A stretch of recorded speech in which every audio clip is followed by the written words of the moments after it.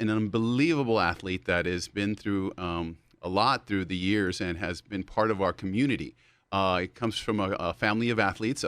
Yvonne Britton has been able to capture the hearts of El Paso and endear herself to our community. So, as you guys know, I bring a lot of athletes and a lot of talent through El Paso, and we want to know a little bit about what it takes because on the other side of being an athlete, what we do is we want to make it good for the future athletes, the future kids that are desiring to be in the world of fitness in any arena. So today we're going to be talking with Yvonne Britton, an unbelievable track star. She's going to be talking about specifics, and then we're going to be going a little bit about her story. So we want to know it's a little bit about her, and I'd like to introduce her. Hello, how are you doing, hon?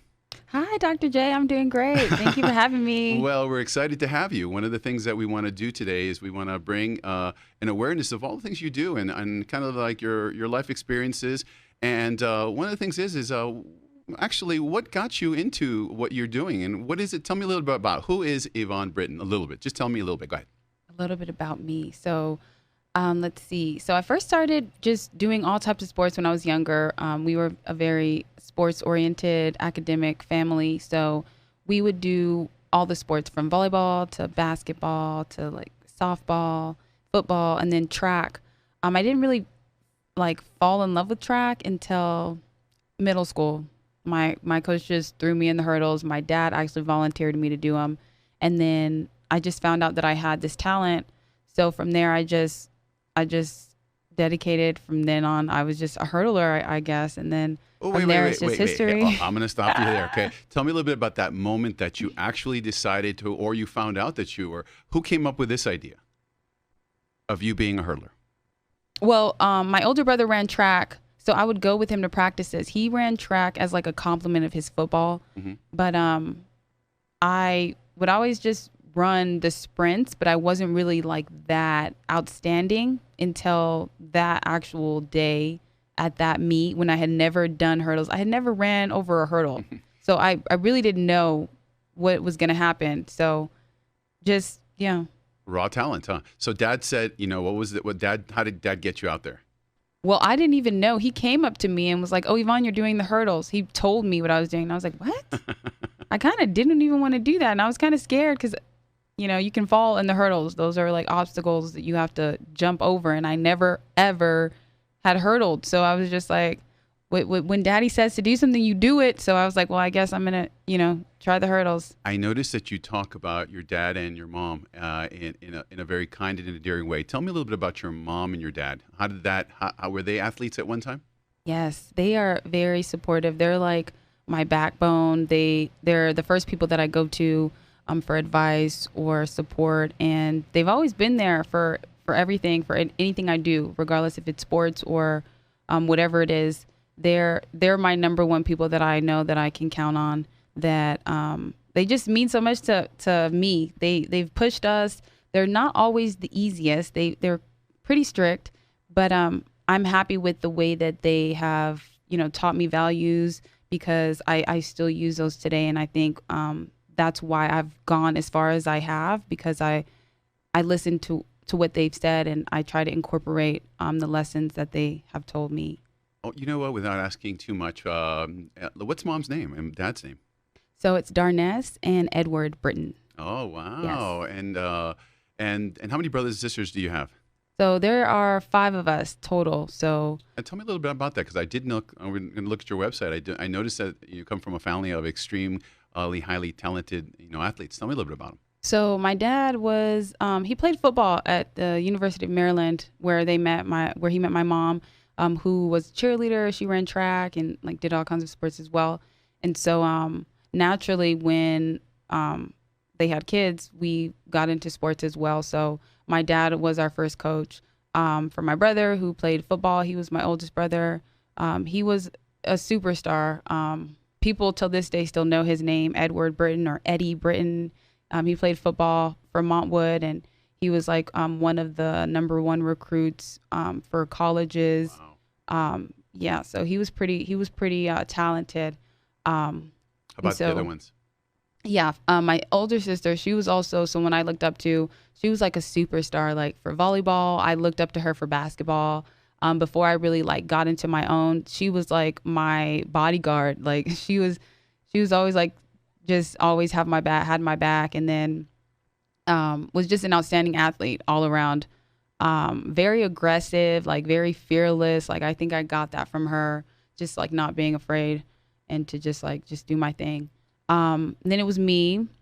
And then my younger brother, Elijah, I kind of like took him under my wing. And so when I became a hurdler, then I like taught him some things. And so then while I was at Penn State, actually, I had told my coach about my younger brother, who was a hurdler at Montwood at the time in high school. And so then my coach at Penn State, his brother, his older brother, was at Clemson University. And so since I was telling my coach about my brother, the Clemson University coach was interested in my younger brother. And so I was like, yeah, he knows some stuff because I like, would teach him and stuff. And so then he got recruited from my coach's brother to go to Clemson University. So that's Elijah. And then we have Ibrahim. Wow.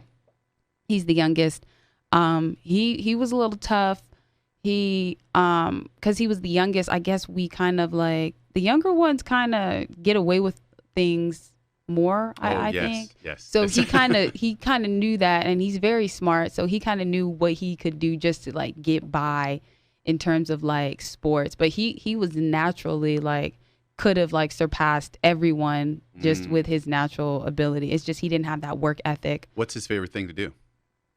His favorite thing to do. He likes a lot of things. He's a very motivated.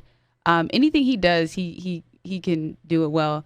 He was doing rap for a little bit. Then he's like now into like real estate and like his own type of like just entrepreneur type mindset. Well, I got to tell you, we definitely have to have a podcast with your mom because one of the things is there's a thing I learned in my upbringing. Don't do anything bad in the streets because they're not going to talk about you. They're going to talk about me and my grandmother and my mom.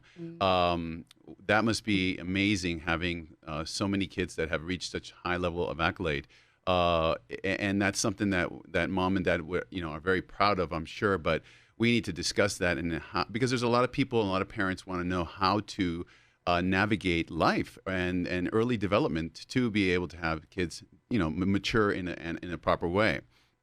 Now, you did mention Penn State, okay? Now, that's like one of the greatest places to go in terms of all athletes. It's in terms of where we come from a wrestling family, and we know how difficult it is to be a wrestler at Penn State. So we can only imagine that the level of competition that you had prior to going in there. Tell me a little bit about your high school experience in track, because how old were you when your dad got you involved, and then at what grade were you in at that time? I was in 8th grade, so it was my last year. I was like 13, I think that's how old I was. About 13? Yeah, about 13. And in high school, how did you go through the process of going through track? So in high school, I wanted to be a dancer as well. So my first 2 years, they were like kind of like just me doing everything. I was like doing basketball, I was doing volleyball. I was trying like to do dance, and then with my AP classes. So I had like a full schedule. It was pretty good because I had like my summer track coach who would help me sometimes, and then like my coach, the high school coach at Chapin, would also like, so they kind of worked as a team because they knew right away that like I was a talent as a freshman. I was like the first one to make it to states. Wow. So from there Chapin? I knew. Really? Yeah, at Chapin High School. So I was like, there was like a couple seniors. There was like maybe 5 of us freshman year. Or was I the only one? I think I was the only freshman that made it to states. Isn't that amazing? Nobody had made it. So after that, and you competed through your 9th, 10th, 11th, and 12th grade year. How did that go each year? Yeah, so all 4 years I was on varsity. The first year, I was like shocked. I didn't even really know that I was at that level to be able to run with the older people until like that was like me first realizing like, oh, okay, like I guess I am kind of fast. And then sophomore year, just every year I was kind of like getting a little bit better.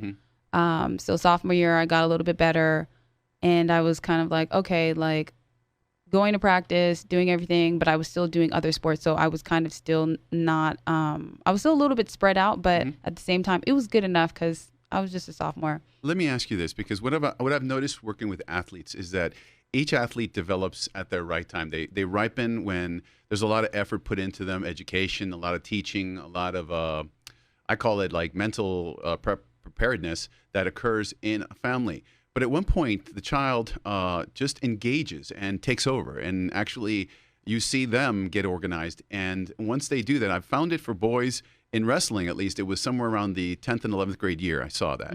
I saw that also for the volleyball players as well, that they just engage in between 10th and 11th grade. It's like, I got this. Now I am in charge of this, and I'm going to be, a special athlete in what I do.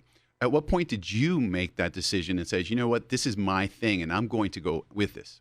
It had to be 11th grade, I was just going to say. So sophomore year, I was like, okay. Junior year, I started realizing that I needed to do certain things in order to, be at the level that I wanted to be at. So I just started working a little bit harder because that was actually the year that I didn't make it to states.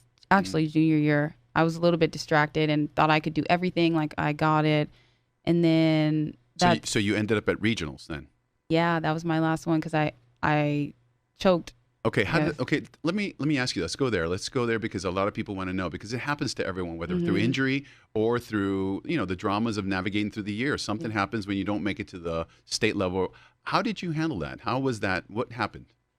Yeah, so at that time I think I was like in like a little like relationship or something, and then I also wanted to be on the dance team, and I was like hanging out with my friends. I was like kind of more involved in that. And so then I had a conversation with my dad, and I remember he just told me that, either you can have fun now or you can have fun later. So I understood that meant like just some sacrifices. And so it didn't really register until after I didn't make it. And I kind of was like, oh, okay, I see what he's saying. Like, I guess I wasn't working as hard or was distracted to where it kind of affected my track. As a parent, I have a daughter. She's her name is America, and she's pretty talented and smart. And she just looks at me and just can't believe how much information is going in her head. And then she comes out and blurts out things. But I somehow felt like the village idiot around 13 or 14 years old, and that she's 13 or 14, 15. And as she's kind of coming around now, and I think we as parents, we realize that our kids change. Did you notice that you were changing emotionally and your values in terms of your work ethic as you went through high school? Yes. Yeah. At some point, I felt like I knew everything and that I could handle everything. Yeah. And then I was like, oh wait, they may know some things. They have been living longer than me. So let me listen. Even though sometimes it was hard, it was sometimes hard to bite. But I had to just trust that what they were telling me was the right guidance. For the best. Yeah, it was in my best interest. So did you have to make a decision in terms of your sports? Like sometimes you do, let's say, track and volleyball. When did you actually engage in saying, I am going to focus on this one thing? Right. So I was gonna give myself 1 year actually. Senior year was the year that I was like all in, but junior year was when I was kind of like half in, half out, because I was still like trying to do everything that I wanted. And then I realized, well, let me just do what I know I'm good at and that I actually like, and that will take me where I want to be. So that was college. My goal was to get a scholarship and to go to states and to win. So from going to not going and not making it to like being all in every day, I knew what my goal was. So from like my diet to what I was eating to like, training as hard as I could, to going to the trainers and like doing the ice baths and like doing my schoolwork, making sure I was on top of that. Everything was kind of like in a row. My ducks were getting in a row. And then come around states, I was getting calls from colleges because they had been interested in me from my sophomore year. So you get those phone calls around junior year. Yeah, I think you're so not supposed to, but you get them anyways. Or they talk to your parents in some place. Say, psst, hey, there's always those recruiters. But let me ask you this: at that moment in time, let's go back to that, because I really want to engage that moment in time, because we have a lot of athletes that want to change. And let me ask you this: your spirituality as well as your mind focus during that senior year. Tell me a little bit about what it took. And also, I'd like to know a little bit about your coaches.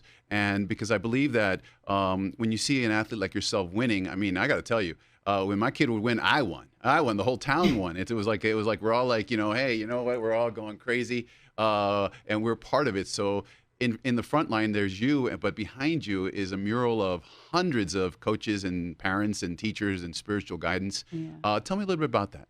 So yeah, it takes a lot of work. It's a team effort. So from like my parents just like making sure that I'm on schedule and that I'm like, taking my supplements that they would give me and making sure like, I'm eating properly and they're making my meals, and then we go to practice. And so at practice, my coach, Coach Mack, was one of my coaches. He was really, really good. That was like one of my favorite coaches. Was he your high school coach? Yeah. Okay. Gotcha. So he would Is he actually still there, by the way? Is he still in? No. Okay, gotcha. I think he's somewhere in Dallas. Or What's his first name? Is it Mac? Oh, Coach Alex too. Coach Alex. Okay. Coach Alex and Coach Dale. Coach Dale. He played at UTEP.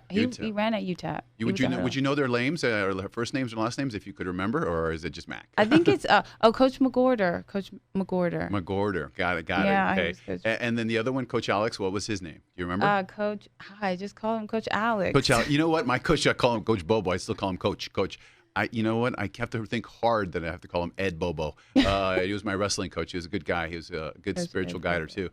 So nonetheless, in terms of your spirituality and your coaches, tell me a little bit about how that connected and helped you support you through the process of, your high school dynamics.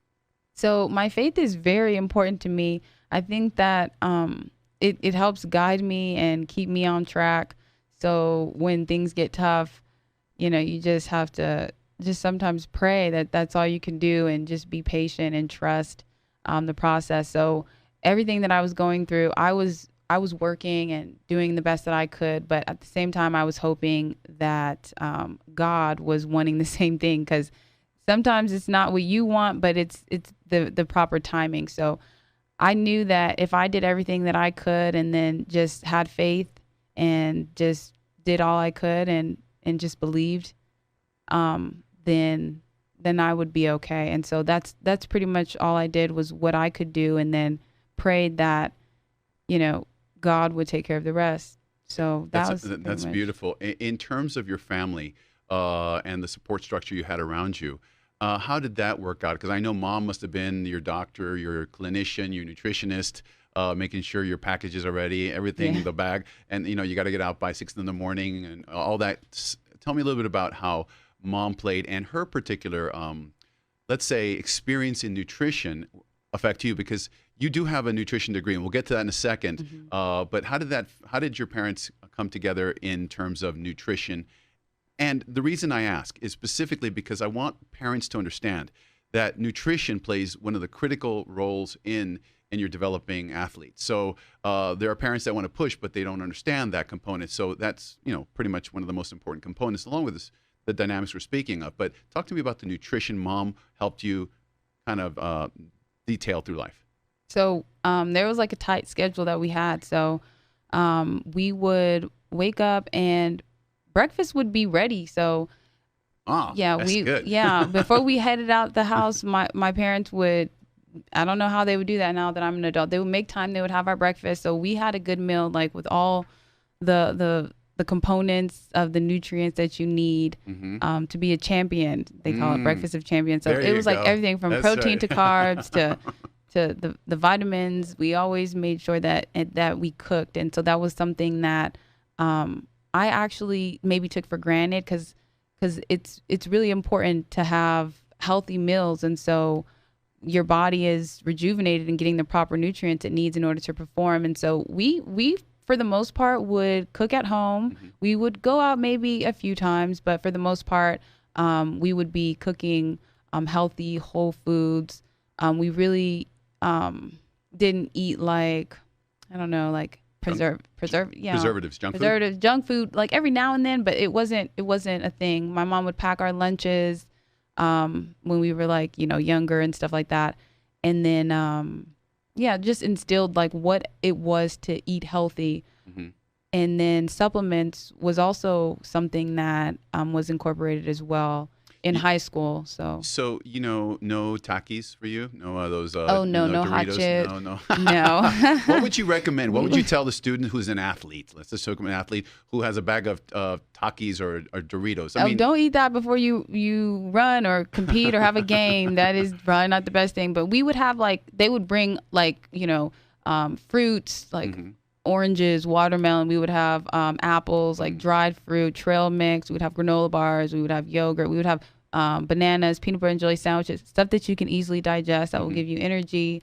The sports drinks, stay hydrated, water, lots and lots of water. Pretty much, yeah. Those.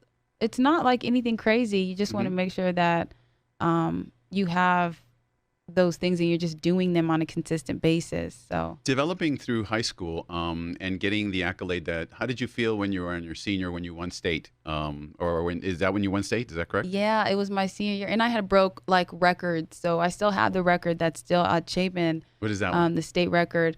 It was the school record in the hurdles. So it was the 300 hurdles and the 100-meter hurdles. And Nice. yeah, no, we did the 4x1, but we didn't get that as the team. I when I went to school, I had some good track starts. It was like Benny Blades, Brian Blades, Michael Irving. These are guys that were back in my era. And you know what? It does feel good when you go to your high school and you see those banners and those records, because you will be able to go back and whenever time permits, and if you choose to have kids, you'll be able to show, and the mom's up there. It's pretty cool, huh? Yeah. Let me ask you some other questions. In terms of nutrition, what made you decide to pursue a nutrition degree? And tell me a little bit about your ascent into Penn State. Tell me a little bit about how that happened. So I really did a lot of research on just nutrition. I was just interested in that subject because I think it was because I always watched and I understood that like what I put in my body affected like how I felt. And there was some times where I wasn't feeling like the best, like my stomach, I would have like indigestion, or I just wasn't feeling well, or, so it was more of a personal reason. I wanted to understand like what food am I putting in my body that's affecting me in the way that I'm feeling. And so just wanting to learn more about nutrition and how it affects the body and how it can heal and help you perform and just know more about it.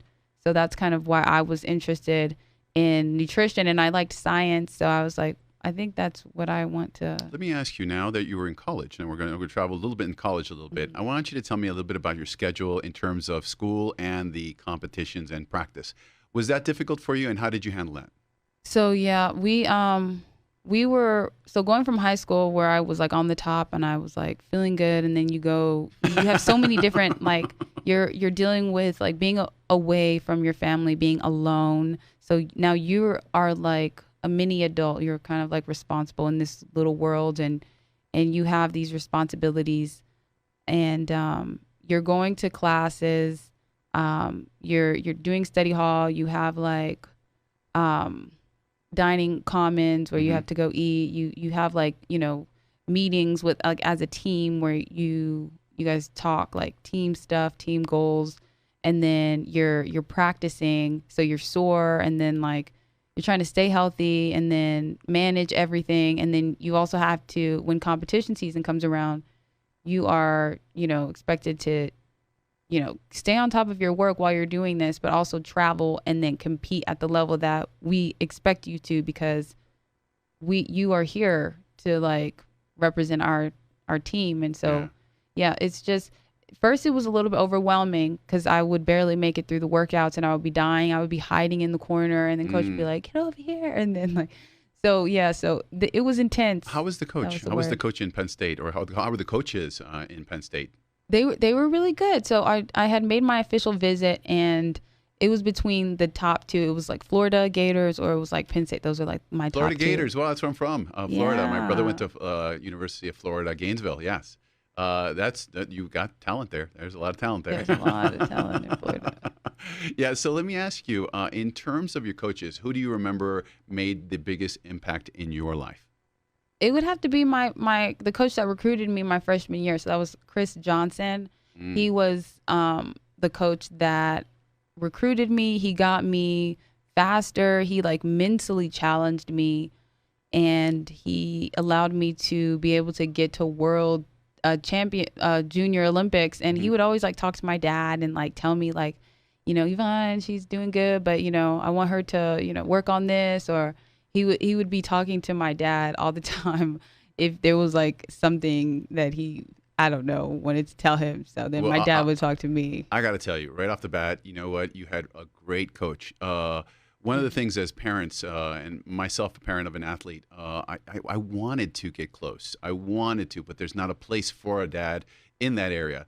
I found that to be very rewarding when the coaches would allow you to be close to your child, or at least be in the conversation. So that was amazing. Now, I realize that you're very tight with your family. But how did you deal with the psychology of the sport in terms of how did it affect you, and what did you have to? What were your dragons you had to slay in order to go to the next level?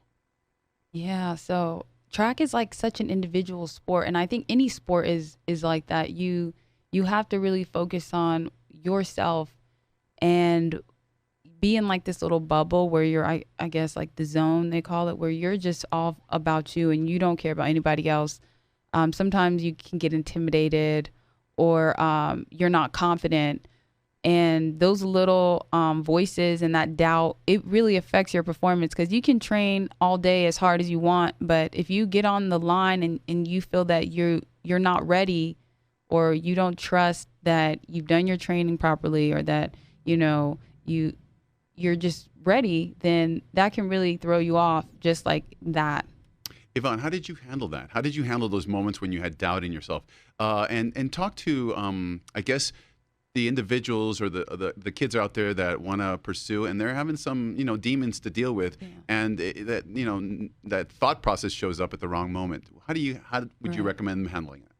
I would say it happens. It happens. It's natural, but don't let that moment control your future. So what I mean by that is, like, if you feel that doubt or that creeps in your mind, that's totally fine. There was some times where I like false started or I like fell over the hurdle, and then now I'm like scared to hurdle. But like, you have to know that you can do it, and so you just have to move forward. Don't think about the past and like dwell in that and be all like have a sob story. Like, you are not that important. Like, there's more people doing more things. So you need to realize that, like, if you want to do it, you can do it. The only way you will be able to accomplish that is if you keep trying, because you can only get better. And so you just have to keep moving forward. Who was the coach that helped you with the mind thinking? Because I think that's one of the most important parts of the training. Who was the one or who were the people around you, and what happened? Yeah, so mentally, there was a sports psychologist that we had at Penn State, and he would talk about like just how to like get into the zone or have a routine, or how to pump yourself up, or do you remember talk that? to yourself. Do you remember and I don't really remember that. Okay. that was the thing. He would say those things, but it didn't really start to click until after, like later, like maybe my senior year of college or after I graduated. And it was just from reading a book. I don't know. There was like this book that I had read. It's called The Mental Edge. Okay. And then also just talking to my family, and them like just saying like, yeah, you've been running for a while. And so you're at the level now where you know what you need to do. You just need to be able to execute and be able to do that. So then I just realized, like, I can do it. So you just need to know that you can do it. You are capable. Yvonne, what was the happiest, or not the happiest, but let's say what the moment that you remember the most in Penn State in terms of competition? Okay, Penn State in terms of competition, because there was a few. So the first one.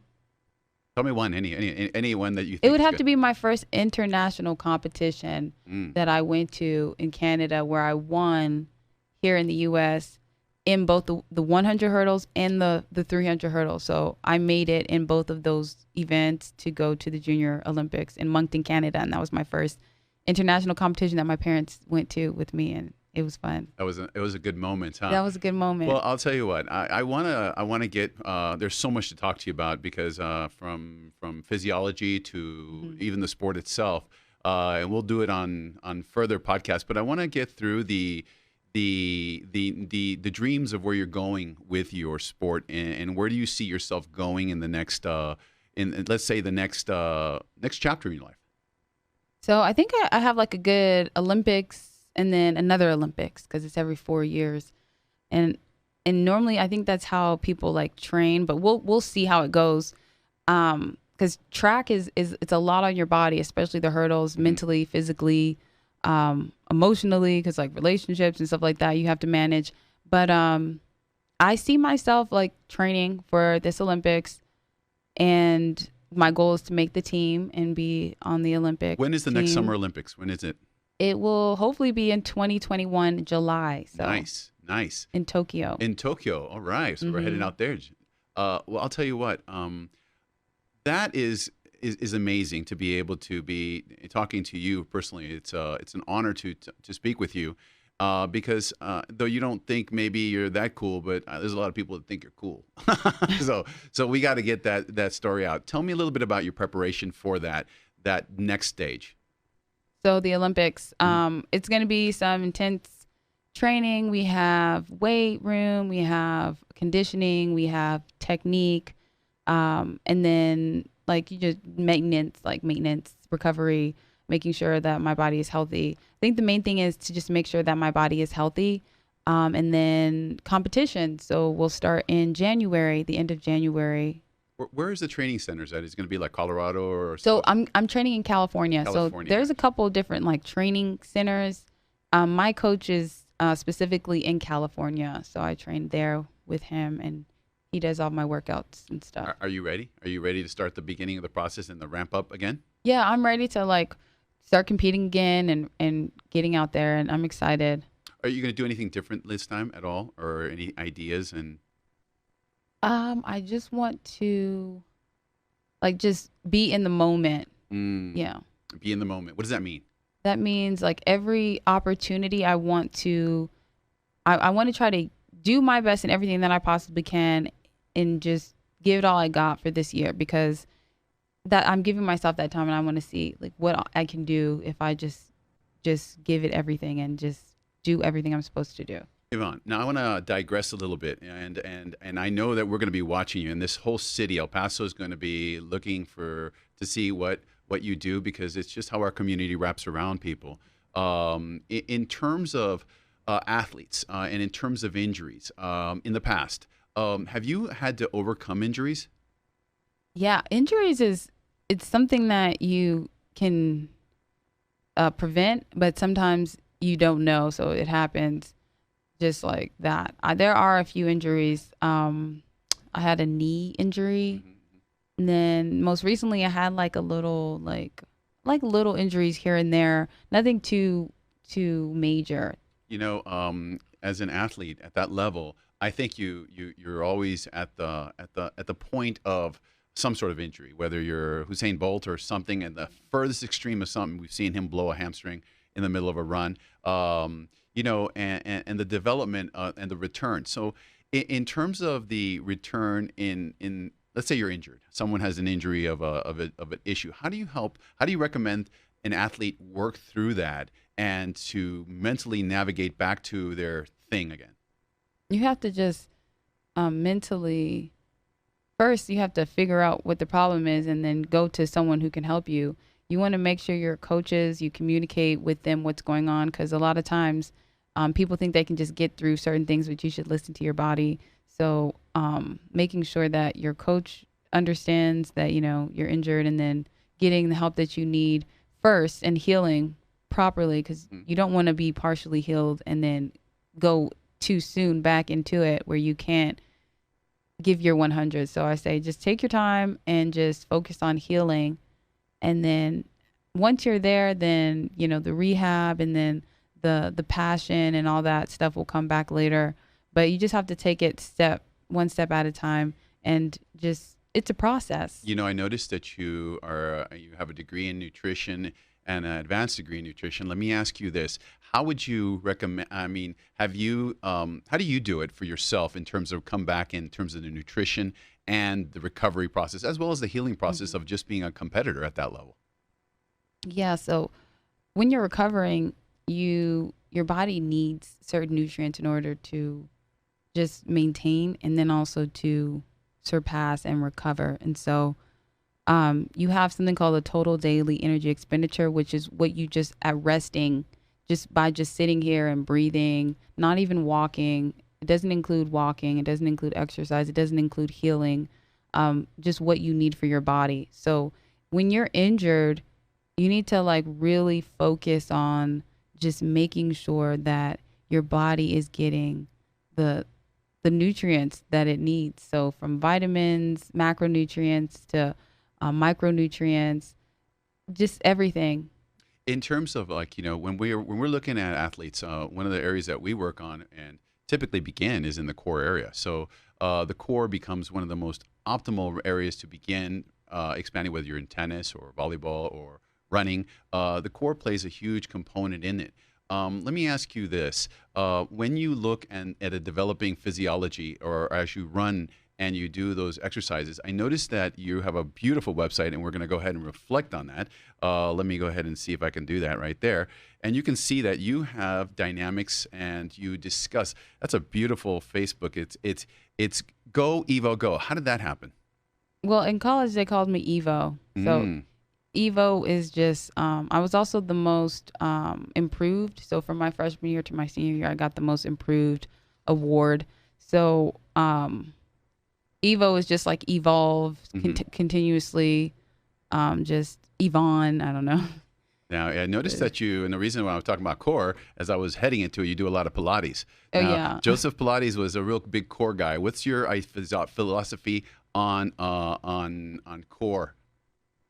Well, it's kind of like something that people overlook, but it's the core, meaning like it's like the center. So you need to make sure that's actually good before anything else, because it if your core is weak, which I'm learning, and that's why I've been like really focused on like making sure I'm doing all the little things like just core work, and it's very technical. I didn't realize that it's so learning about Pilates, they really have you connect with your mind, like you're thinking about what you want your body to do. And so that's like something that I've been learning to take that those relations and kind of use it in my sport to like just make sure that my body is in line. Now, I know I've had a conversation with you in the past. You like doing yoga and Pilates and different types of stretching sports or dynamics. Tell me a little bit about that. So yeah, I started doing that like really like maybe 2 years ago, where I had a yoga instructor and she was like telling me like, whoa, your hips are really tight. Like, and I didn't realize they were super tight. I couldn't even do like a Indian cross-legged. So just that like let me know like just that alone, just working on just my flexibility, because flexibility plays a key role in your strength and your running. So if I could just... Has that changed your ability now that you're wiser? Has Pilates and yoga assisted you in your dynamics and your sport competition? Yes, definitely. How so? Tell me a little bit about it. Like, what do you notice different? And for those that wanna be able to learn, I mean, tell me a little bit about how you perceive it and how it's actually affected you in a way or two. I've incorporated it into my warm-ups, and so it's just become a part of my routine. It helps me to be able to, well, prevent injuries, one, like my major injuries, and then also with my running time, it has helped drop my time. That's important. Yes. All sports, either it's boxing or running or volleyball, these all benefit from yoga and Pilates and Tai Chi, if that matters. Mind things like spiritual meditation. Do you do that? Yes. Tell me a little about that.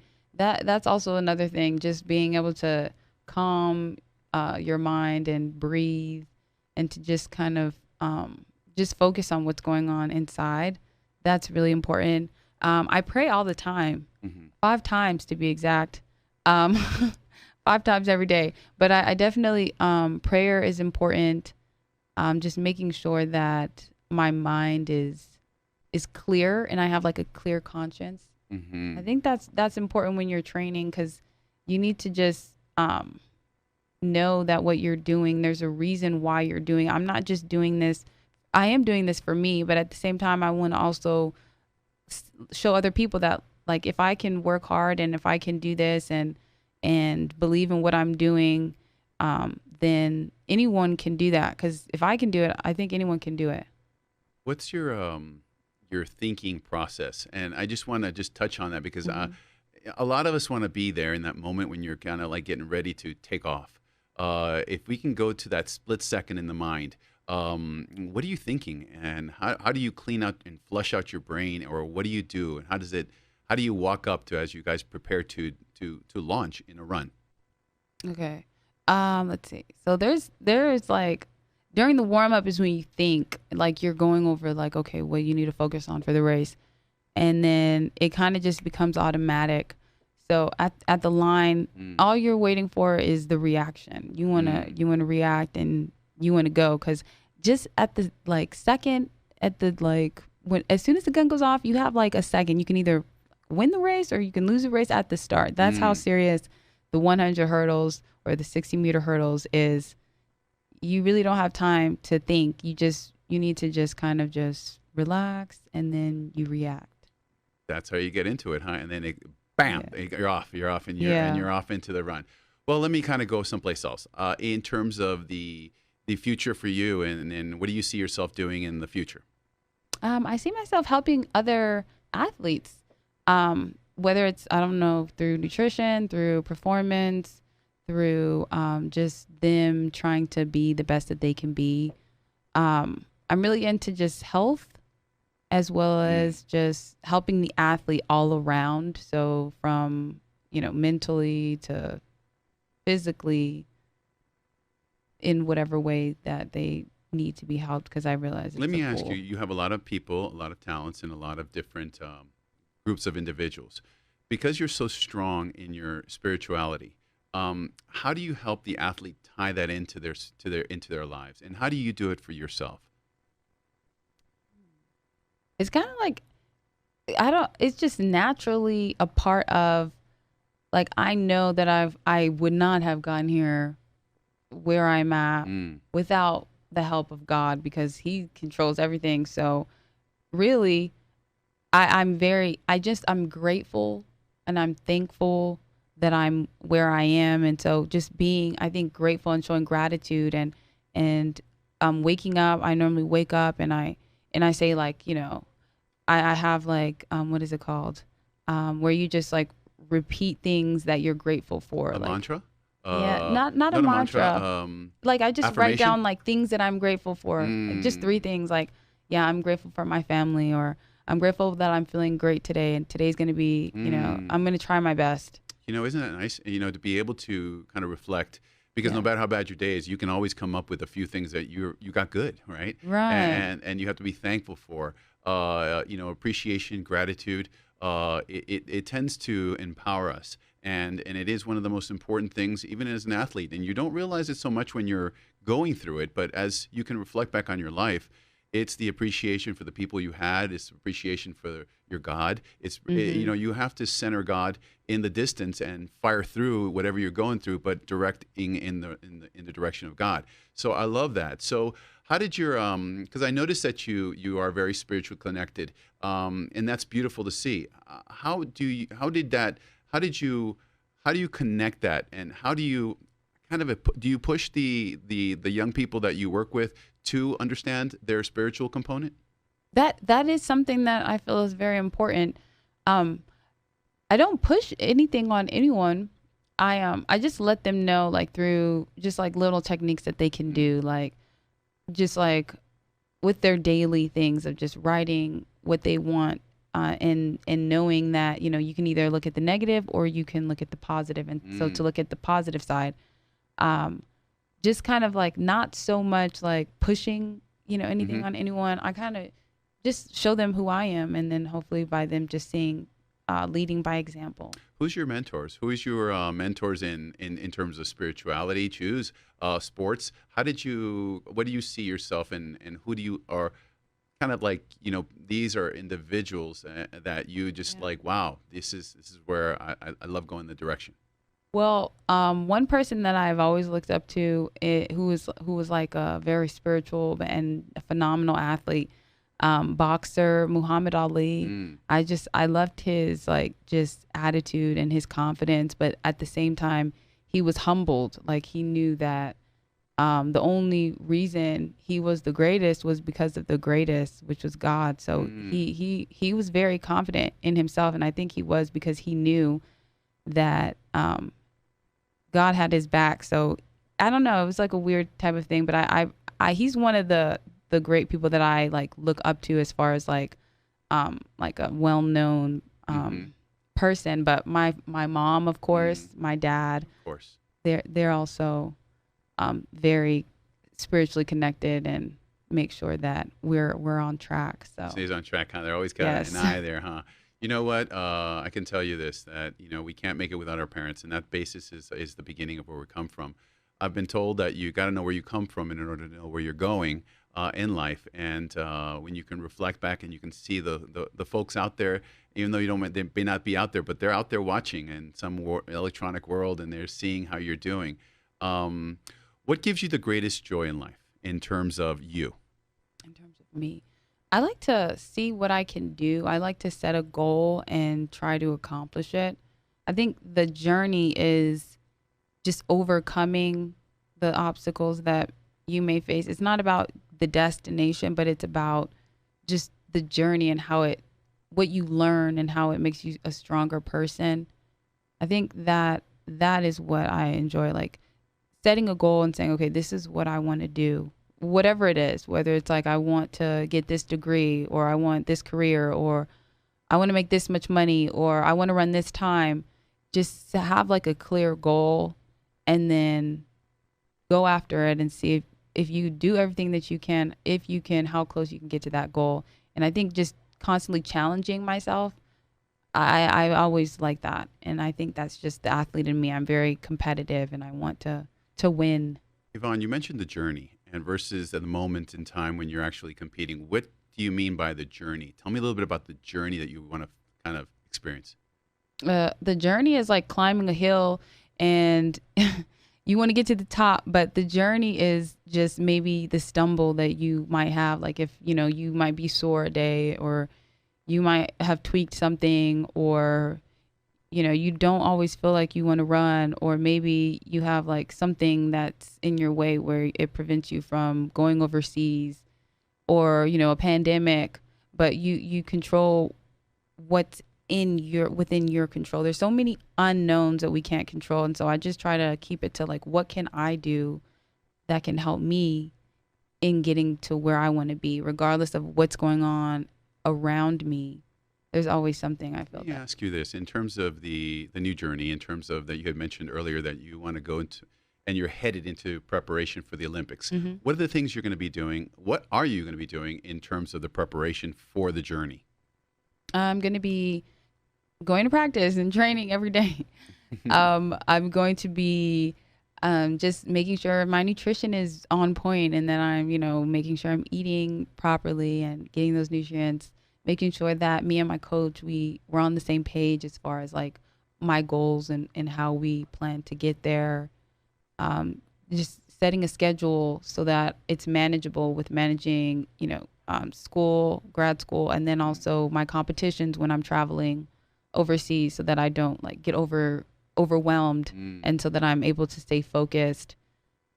Just like little things like that, making sure I'm like doing my stretching and, my yoga and just little things like that on my own as well to kind of keep everything I got balanced. to tell you, when pretty much you have a certain strut to you, you when you walk and your energy, it exudes confidence. It really, really does. And I know this seems kind of odd by myself saying that, but instantly when you walk into a room and you meet someone like yourself, there's a presence that has an aura to it, and that's something that it's your lineage, it's your lineage, it's your God transcending through you, it's your surety. It makes a lot of particularly young females very proud to be around you.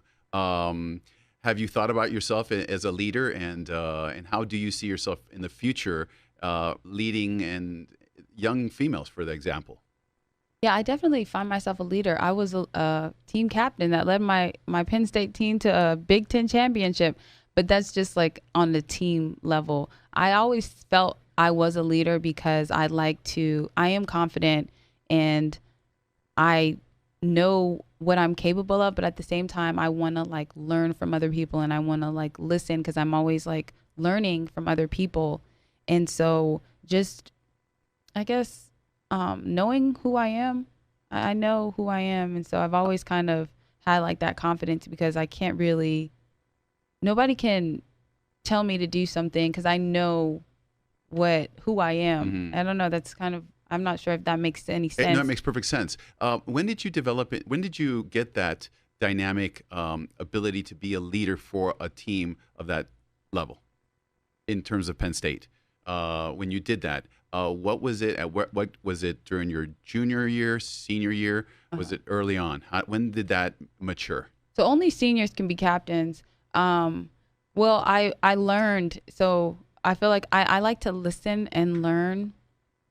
So just from the other seniors, and I like to ask questions. I like to know, like, how do we, get this championship, or how do I run this time, or what do I need to do? And if someone like says, okay, you need to like, you need to do this, or you need to make sure you're talking to coach, or you need to make sure when you're at practice, you're laid out by the end of the practice, or, whatever.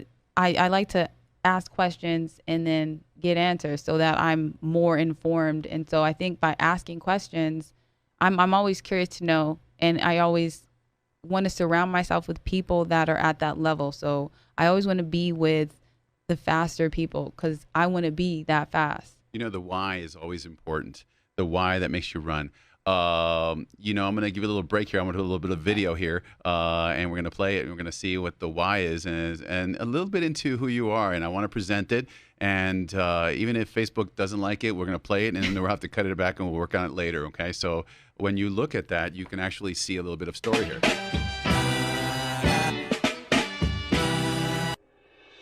Right now I'm number one, so I mean I can go faster though. Goals always go faster, so I'm gonna see what I can do. So track has been like a passion of mine. It's like I wake up and that's what drives me, that's what motivates me, because it's like it's just you versus you. And I feel like every day I wake up and I know like, okay, I want to be better, and I know that I need to push myself, and it kind of like it just structures my whole life.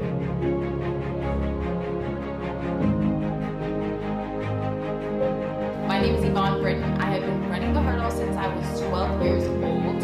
I went to Penn State University, where I currently still have the 60-meter hurdle record at Penn State University, and I have been training, working so hard for the Olympics.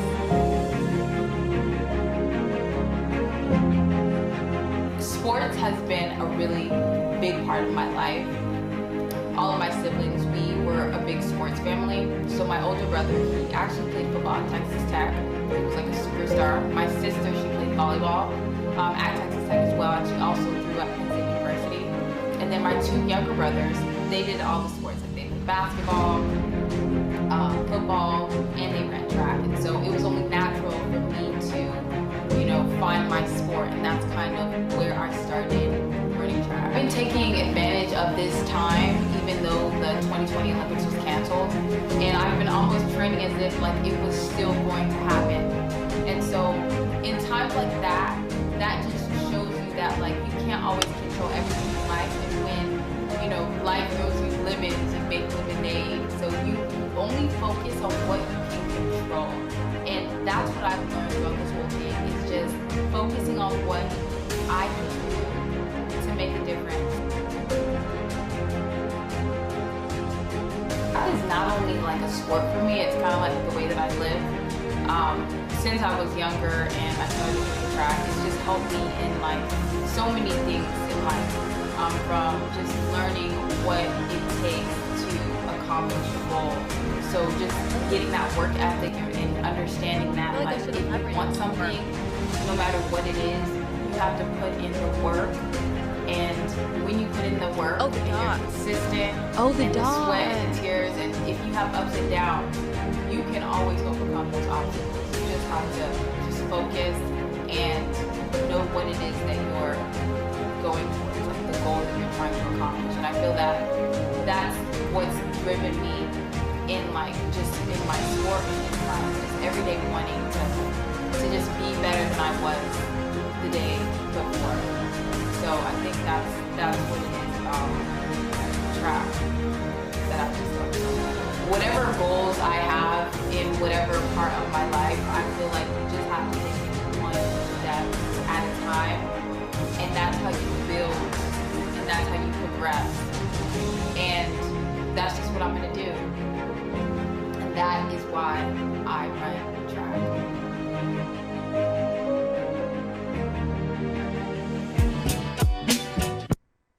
Wow, that was amazing. You know what? I know that gave me some time to ask a specific set of questions. And one, I'd like to know a little bit about what you think and what's important to you. Okay, tell me a little bit about your thoughts as to what things you want to go over, because that was an amazing understanding your why. Tell me what you want to elaborate on. So let's see. Okay, so well, pretty much the video kind of summed up everything. Just when we were talking about the journey and how sometimes you might face some obstacles, I kind of just wanted to go a little bit more in detail about what I meant by that.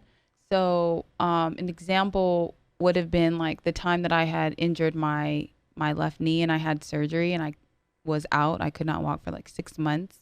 And so during that time, that was the journey that I was overcoming at that moment. Was I was facing an injury and I didn't know if I was going to be able to walk again, let alone run again. And so during that time, I really had to, well, my mom came and she supported me for like a couple of weeks. So that was good having that support. And then my teammates, surrounding myself with them, as well as like my trainers, and just having like a support system outside, but then also inside my faith. That was where I was like praying all the time, and I was fasting, and I was in control of that. And so things will get hard. The road is not easy. There's going to be ups and there's going to be downs. Sometimes more downs, it may seem, than up. But during those times, that is when you have to really surround yourself with positive people and you have to just have faith. So that's kind of what I wanted to elaborate on. Well, I'll tell you what, that's amazing because I think we didn't gloss over it, but it's important to understand those moments and understand the people you surround yourself with, because we are the total sum of the people around us and the spirits around us. I got to tell you, it's been a wonderful dynamics here, and literally we can talk for years. And I want to have you back as often as you want to be back, and we want to get Mom's point of view too, because I do believe that the parental understanding of your development is so critical from a parental point of view, because we try to make a change for people. We serve ultimately in whatever we do, whether you're a dentist, a teacher, a preacher, and if you're into anything, you serve mankind. So I believe that in my desire to present individuals, I want to see how we can change people's lives for the better, and to let them know that they're not alone, and how they can improve their lives. But I also want to be able to present individuals that have a deep insight into the deep chasms of the mind, and also the development of an individual as they progress. So I love the fact that you are very, very spiritual.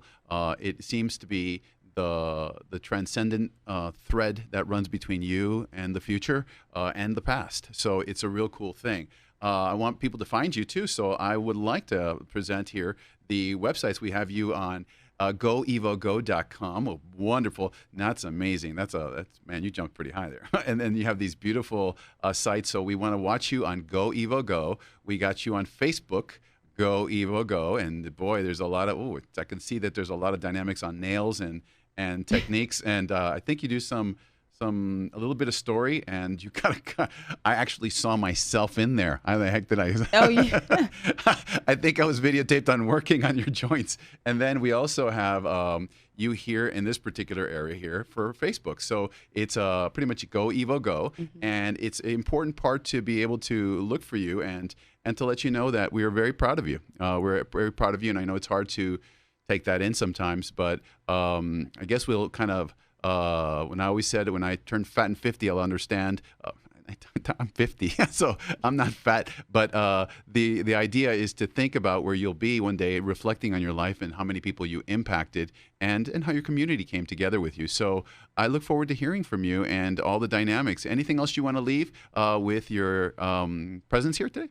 I'm just happy to have the support and have all my El Paso fam having my support and just following me on my journey. Yeah, so we're going to be watching. Oh, we're all going to be watching, and you've made an impact on so many people in your presence. You've helped my family. You've helped my daughter through her interesting dynamics of even just being a little bit part of the sport itself. So we all appreciate that. We appreciate everything you do, and we see your kindness. We see the transcendent energy of your ancestors coming through, and the love that is actually perpetuating forward. And I got to tell you, there's a lot of love in you. There is a lot of love in you, and it's transcending really, really far. So I know your parents are proud of you, and I reach out to them and say, hey, you know what? Kudos, parents. You guys are amazing. You guys have done an amazing job with all your children, and we have a book there from the family that you guys got to write on how to develop the whole family through these dynamics. So I wish you all the best. And anything else? I love it. Thank you. You're very, very welcome.